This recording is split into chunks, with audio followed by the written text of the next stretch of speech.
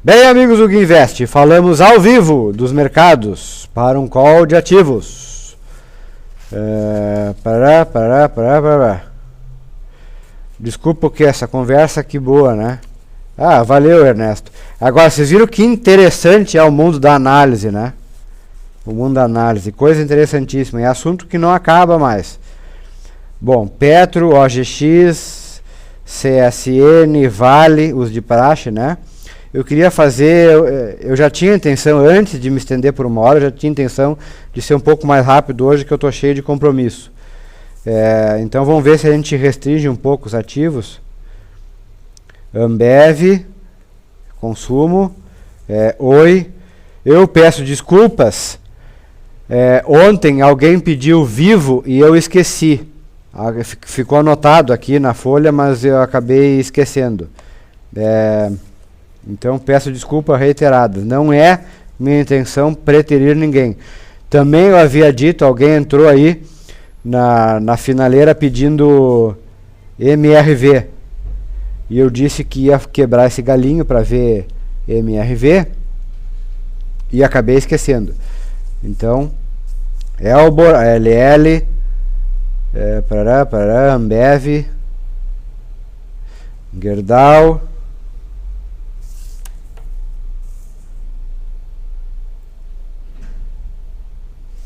Oi.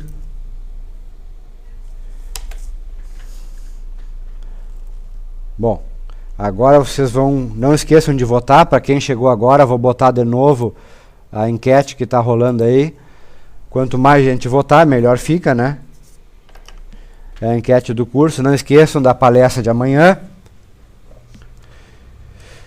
Primeiro assunto do dia, da hora. Bom, hoje mudou, né? Hoje já é OGX, mas até ontem era Petrobras, né? E interessante que ontem a gente teve mais substrato para pensar em cima dessa questão. Primeiro, eu havia dito, né?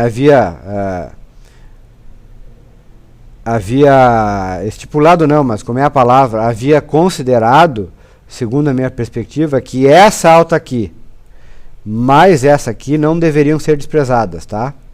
Não deveriam ser desprezadas. Aí, claro que uma queda desse aqui, depois do anúncio que o reajuste da gasolina vem só a metade, etc, etc, pega todo mundo de surpresa. Mas depois, quando a gente vai depurar os dados, e às vezes a gente não tem esse dado de imediato, a gente começa a ver que talvez tenha sido exagerado, porque foi só uma grande casa que vendeu durante o período do tempo, muitas outras pessoas compraram, os saldos ontem já foram até inclusive positivos para a Petrobras nas casas de fora, etc, etc. E aí tivemos um negócio interessante que praticamente passou batido, né? Que foi a reunião no dia do anúncio da elevação de só 7,5% do reajuste da gasolina. A Graça Foster, a presidente, a Gracinha, né, como o mercado está chamando ela, ela estava fazendo uma apresentação sobre a Petrobras. E o que é interessante sobre ela, que todo mundo sabia que ela era osso duro de roer, né, que a Graça Foster foi escolha pessoal da Dilma, etc, etc, que era uma pessoa dura, cobradora, parará, isso é ótimo. E ela fez valer essa opinião na Petrobras. E ela escancarou para quem estava, né, naquela reunião. Isso é que eu li, né? Isso é que eu estou lendo. Eu não estava lá. Isso é que eu estou lendo. Ela escancarou naquela reunião as mazelas da má administração que foi feita em cima da Petrobras nos últimos 10 anos e a problemática de ter uma ingerência governamental importante, e ela quer, porque quer reverter isso a todo prazo. Então, obviamente que não deixa de ser um sinal positivo para a Petrobras, né? Que não é novidade que há ingerência do governo, isso todo mundo sabe, mas uma presidente jogar isso no ventilador, pelo que eu saiba, é a primeira vez, né? Primeira vez que acontece. E ela disse que ela vai lutar com unhas e dentes para que, entre outras coisas, muitos contratos na Petrobras sejam revistos, muitos programas de investimento sejam revistos. Um dos casos célebres aí, aquela refinaria Abreu e Lima, em conjunto lá com com o Chaves, que até agora acho que não pagou nada, era para custar 3 bilhões de dólares, 13 e pouco, e já está com orçamento aí acima de 20 bi. Né? Então, assim, coisas que ela vai ter que rever, né? E, inclusive, diz que se depender dela, o preço que ela cobra pelos combustíveis, etc., no Brasil, vai ficar muito mais alinhado com o mercado estrangeiro do que sempre foi, do que usualmente foi. Bom, aí ela tem, então, no caminho, né, justamente quem a colocou lá, que é a Dilma. Não se sabe o que a Dilma quer. Vai querer controlar a inflação, vai querer usar a Petrobras para controlar a inflação. Agora ficou mais difícil, porque ela já gastou toda a CID, né, que podia. Então ficou mais complicado. Enfim, de toda forma, temos aqui, ó, Petrobras ainda testando os R$18. Apesar de todo esse discurso que eu fiz aqui, eu havia comprado no rompimento de R$19,30 aqui, porque era um patamar que há tempos a gente vinha estudando, e fui estopado. Não, eu resolvi estopar aqui nesse dia, porque afinal era muita incerteza para o meu gosto, e eu preferia dormir tranquilo, né? Mesmo sabendo que podia tomar um repique no lombo, natural, mas dormir tranquilo não tem preço. Até porque a minha exposição aqui não era grande, como eu já expliquei, etc, etc, como é que eu fiz essa compra, ficou tudo registrado lá nos calls anteriores. Basta acessar a minha ficha corrida ali. Agora o mercado vai ficar aqui, ó, nessa dúvida. Teria espaço para corrigir um pouco mais? Sim, tem. Tá? Tem. Então, assim, ó, não será surpresa se Petrobras vier um pouquinho mais aqui, até quem sabe o patamar de 17,30. Não será surpresa. Por outro lado, uma coisa interessante das áreas de acumulação e distribuição, que a análise técnica nos mostra ao longo do tempo, é que geralmente, do verbo gerar aumentar, quando eu tenho um spike para fora da área, como seria assim, né? Um escorregão para fora, eu costumo ter um escorregão contrário. Por que isso acontece, eu não sei. Exatamente eu não sei, tá? Mas isso usualmente é verificado. E ele poderia muito bem ficar conscrito nessa área. O que eu vou imaginar, e eu já estou imaginando desde ontem, se Petrobras, agora nada a fazer, tá? Nada a fazer. Se Petrobras corrigir até aquele patamar, procurar um ponto de compra, porque a maioria do mercado pode não estar tão pessimista assim como o gráfico está mostrando, né? Quem entende mesmo de Petrobras pode não estar tão pessimista assim. Isso pode ter sido só um ímpeto de emotividade aqui, essa queda. Em segundo lugar, se ela não corrigir aqui um pouquinho mais e ela ameaçar voltar para cima, eu vou ficar olhando com especial atenção ela reviver esse patamar aqui. E quem sabe, revivendo 18,30 para cima, 18,50, não dá um bom ponto de compra. É o que eu vou considerar, tá? E essa seria a perspectiva para a Petrobras agora. Vamos ver, chegaram mais alguns ativos aí. OSX.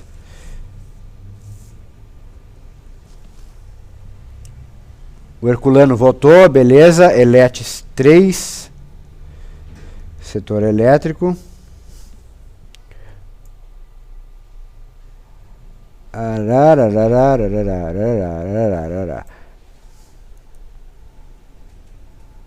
Arthur, queres que eu veja HRTP ou foi só um comentário? E o Renato também botaram HRTP. Bom, a Vale ontem teve uma alta interessante. Havia comentado que não achava, apesar do cenário parecer promissor para ontem, de fato foi, depois no fim do dia a gente viu que foi, eu achava não ver assim indício de nenhuma oportunidade mais real e concreta, tá? Hoje inclusive já está em leve correção. O que eu imagino aqui é ou corrige mais e me dá uma entrada um pouquinho melhor, um pouquinho mais atrativa, quem sabe aqui. E quem sabe até já é pedir muito aqui, né? Já seria pedir muito que caísse até a região dos 37. Teria quase R$2 para cair aí. Mas enfim, deixar corrigir um pouco, aliviar a pressão e aí procurar um sinal de compra mais consistente, tá? Se não, só acima dos R$40. Eu zerei aqui a minha compra que eu fiz aqui no rompimento dessa acumulação. Eu zerei aqui perto, nesse dia aqui, ó, mais ou menos aqui assim, tá? Aí subiu mais um pouquinho, sem sucumbir à emotividade de estar de fora, porque eu já tinha tido um bom lucro, e aí então eu fui recompensado porque caiu. De qualquer forma, em bom financês, eu ganhei dinheiro, não ganhei? Percebam, mesmo que eu resolvesse comprar agora para um prazo longo, eu ganhei isso aqui, e vendendo aqui em cima, eu também ganhei isso aqui. Em financeiros é assim que se pensa, né? Tudo que cai e eu estou de fora é uma forma que eu tenho de ganhar. O GG Marcos, a princípio, Vale tem que passar os 39. Seria um sinal mais interessante. Deixa eu ver onde é que está os 39. 39 com 10 é aqui, ó. Então é um pouquinho...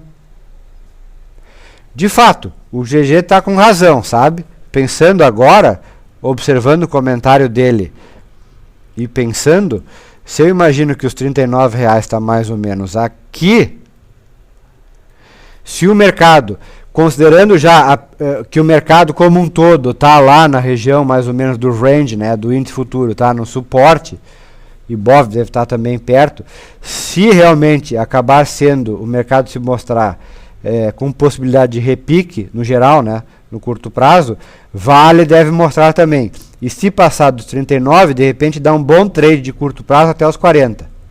Mais ou menos essa área aqui. Agora, o melhor sinal para médio prazo, um prazo um pouquinho mais estendido, né, para um swing um pouquinho mais longe, eu imaginaria que seria isso aqui, tá? A partir dos 40. Mas o GG Marcos tem razão. Se passar dos 39, para o curto prazo, pode ficar interessante. Boa, GG! Gerdau. Alguém dizia ali, né? Ponto de compra. Gerdau a gente vai olhar com um pouquinho mais de propriedade. A gente vai mudar o foco de Usiminas para Gerdau, tá? Usiminas até parece que subiu 5% ontem. Mas no estado dela, subir 5% e nada, é quase a mesma coisa, né? Aliás, a câmera está aqui agora, eu mudei a câmera. Antes estava lá do outro lado. Então agora assim, ó. Usiminas, no estado dela, subir 5% e nada é praticamente a mesma coisa. Agora, Gerdau também aqui, ó. Eu estou vendo aqui um gráfico um panorama de 150 minutos, que é onde sempre abre no meu.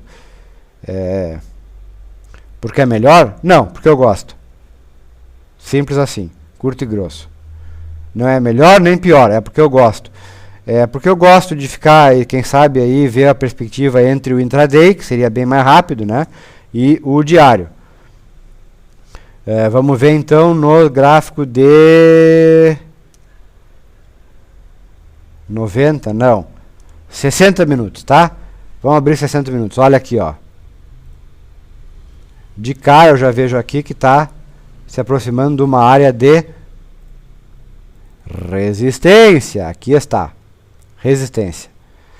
Isso é 16,50. Romper acima de 16,50, eu sei que tem uma pedreirinha logo aqui, em seguida. Tá? Então, por tiro curto, 16,50 até 16,75, não sei se vale a pena. Mas se eu olhar uma perspectiva um pouquinho maior e assumir o risco do swing trade, vamos ver se dá jogo aqui, né? Nem sempre dá.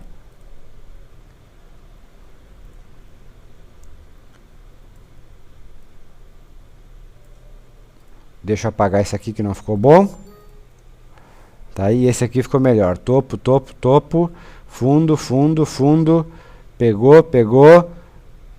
Pegou ali. Olha a olha aqui, olha que interessante a volatilidade em cima aqui do suporte, ó. Um para baixo, um para cima, né? Isso aqui é os negros se matando, ó. Decidiram pela alta. E aqui decidiram pela baixa. Bom, no médio prazo, o melhor sinal mesmo seria acima justamente de 16,75. Seria esse aqui, imagino, 16,80. Viram como bateu? Bateu, né? Eu teria que livrar, então, voltando lá para o meu curto prazo, eu teria que livrar essa primeira área aqui e depois essa aqui, ó, que é mais ou menos lá onde está. Né? Ainda dou mais um pouquinho de margem e aí, então, eu reconsidero. Ok? Gerdau, vamos para a OGX. Tudo bem com o Gerdau aí? Deus do céu. Vamos ver no semanal. Bom, acabou. Vocês, por favor, revisem os calls de OGX dos dias anteriores. Eu não sei exatamente onde está, porque nem sempre a gente repete as mesmas coisas, né? É impossível. Às vezes a gente esquece, às vezes a gente fala uma outra coisa e no outro dia foca outra. Mas vejam lá se não havia um comentário sobre essa área aqui, ó, de acumulação e distribuição de longuíssimo prazo, que vem desde lá do começo de 2009. Olha lá como quase tocou lá. Impressionante, né? Impressionante. Isso é gráfico semanal, tá aqui, ó, semanal. Tá lá. E agora está quase lá. Pelo menos está aqui no limite superior, ó. Aí sim. Eu tenho uma mediana, tenho o limite superior e tenho o limite inferior. Tá? Olhem ali. Que coisa, né? Tá no limite superior. Vocês vão se surpreender se entrar ainda um pouquinho mais para baixo? Não, né? Não deveriam. Vamos botar agora o diário. Não deveriam surpreender, né? Se escorregar um pouquinho mais para baixo. Bom, o fato é que abaixo de 9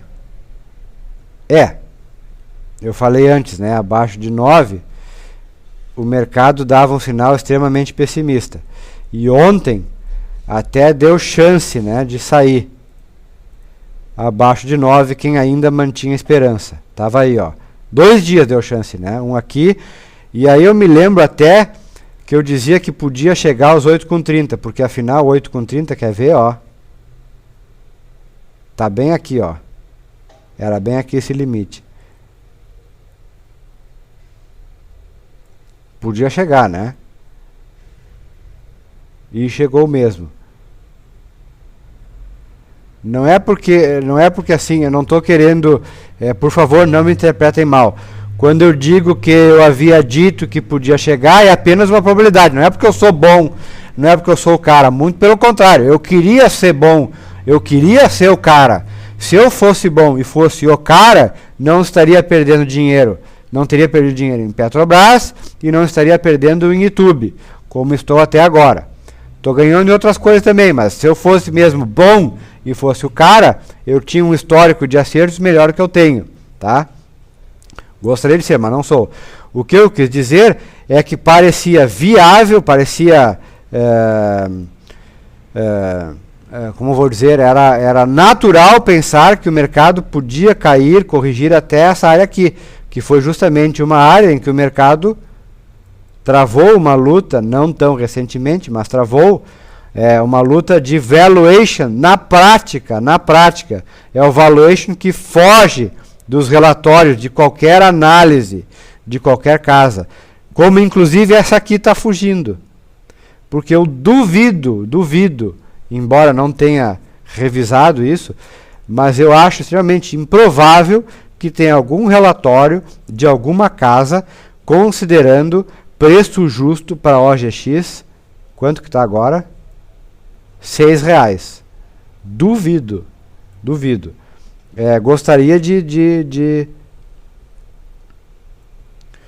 Gostaria de ser apresentado esse relatório se tiver. Não sei. Talvez tenha. Tá aí, ó. Olha onde ela está agora, ó. Bem ali. Vocês vão se surpreender se ela corrigir um pouco mais. Eu não me surpreenderia, porque olha aqui, ó. Olha esse box de valuation. Estaria aqui, ó. Perdão, desconsiderem essa linha. Estaria aqui, conscrito aqui nessa faixa.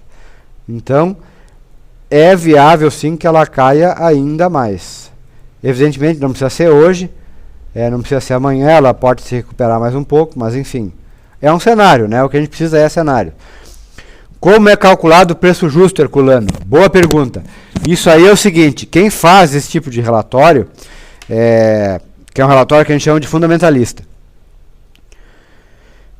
ele pega a perspectiva de lucro da empresa, a perspectiva de investimento, faz a sua correlação com quanta dívida ela tem, com a capacidade de tomar mais empréstimo, que mais? No caso da OGX, não muito, porque ela ainda produz pouco, ela ainda é uma empresa de certa forma pré-operacional, mas em empresas já consolidadas, como empresa de varejo, digamos assim, sei lá, Lojas Renner, digamos, faz uma consideração de como vão as vendas naquelas lojas que já estão bem estabelecidas nos seus lugares, nas lojas que foram recém-abertas, porque a gente sabe que uma loja recém-aberta tem um fator de como se diz, como me fugiu a palavra, não é indecisão, é um fator de incerteza um pouquinho maior, porque você não sabe se as pessoas vão entrar naquela loja, não sabe se a localização está correta, enfim, se o estudo da localização foi correto, etc, etc. Resumo, dezenas e mais dezenas de variáveis para tentar chegar a um lucro estimado no futuro, e aí você pega o lucro estimado no futuro, divide pelo número de ações, e aí você tem uma perspectiva de resultado para o futuro, né? Divide pelo número de ações, aí com essa perspectiva de resultado você soma o patrimônio da empresa, patrimônio futuro da empresa, digamos assim, né? Divide pelo número de ações, e aí você teria o preço justo, ou o que muita gente chama de preço-alvo. Preço-alvo. É assim que se calcula. Margem de erro enorme, enorme. Obviamente que é enorme, porque você considera quantas e quantas variáveis estão ali, né?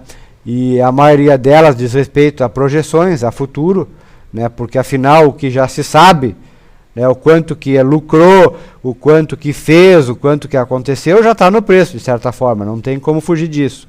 O quanto que não aconteceu é que vai para o preço. Então a margem de erro disso é gigante.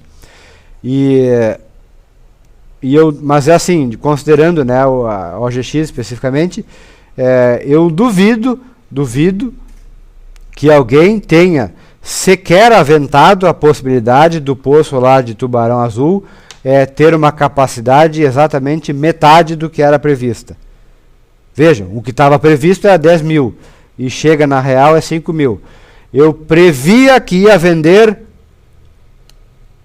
100 mil peças de roupa, vendi só 50 mil. E aí, como é que fica? Então essa é a realidade dos mercados, né? Herculano, o preço pelo valor patrimonial não seria uma forma mais simples de verificar o preço de uma ação? A forma mais simples de verificar o preço de uma ação é pelo próprio preço, é o P, tá? É o que estão pagando agora, é o que o mercado, é o que o consenso do mercado acha que vale agora. Vale, no caso do OGX, 6 pila. Agora, o valor patrimonial é outra questão. O valor patrimonial é quanto a empresa acha que ela mesma vale. Não é uma questão de mercado, é quanto a empresa acha que vale. E isso fica no balanço. Então você costuma dizer que uma empresa que tem um preço de mercado, que é o que se vê aí na cotação, né, que as pessoas pagam agora por OGX, inferior ao preço patrimonial, é uma empresa que estaria descontada do mercado. E se a empresa está com preço de mercado acima do valor patrimonial, então é uma empresa que não estaria descontada. É como o mercado vê. Agora, se é bom comprar uma empresa cujo preço está menor do que ela mesma acha que vale, se é bom ou não, isso também não há um consenso, porque eu vou imaginar que se o mercado acha que a empresa vale menos do que veja bem como é interessante, eu posso pensar assim, o mercado está achando que essa empresa não vale tanto quanto ela mesma acha que vale. Ou seja, o mercado acha que essa empresa não é tão boa quanto ela acha que ela vale. Pronto. Isso para mim é um sinal negativo, de negatividade. Eu posso interpretar assim. Agora, muita gente interpreta pelo lado da perspectiva. Ora, se ela vale menos agora do que ela mesma acha que valia pouco tempo atrás, é uma excelente chance de ela mesma se superar, começar a mostrar resultado e eu ter uma boa oportunidade de investimento comprando uma empresa que está descontada. Essa é a lógica de quem olha pelo lado da perspectiva futura. Então veja que é interessante, né, pensar. Não há uma resposta certa sobre isso. E é por isso exatamente que tem mercado, né, porque não há uma certeza. Se houvesse uma certeza, se houvesse sempre uma certeza no mercado, então provavelmente eu imagino que toda empresa que tivesse ações no mercado deveria valer exatamente muito perto do seu valor patrimonial. Quer dizer, o mercado não joga risco ali, não vê perspectiva, porque afinal o que se sabe da empresa está sempre ali. Então não tem o risco, não tem a emoção de comprar algo que possa valorizar. Então aí não vale, não tem sentido ter mercado. Mais ou menos assim. CSN é queda, né? Vem sendo queda, mais um dia de queda. Ontem até teve alta, mas tá ali igual, né? Não resolveu muita coisa. Talvez aqui agora, né, um patamar um pouquinho mais baixo, só vai me chamar a atenção se ficar acima dos 12,30, mais ou menos. E olha, vai me chamar pouca atenção ainda, para falar a verdade, pouca, tá? Porque o ambiente para ela e para a siderúrgica, para Usiminas, está complicado, está realmente complicado. E nesse sentido,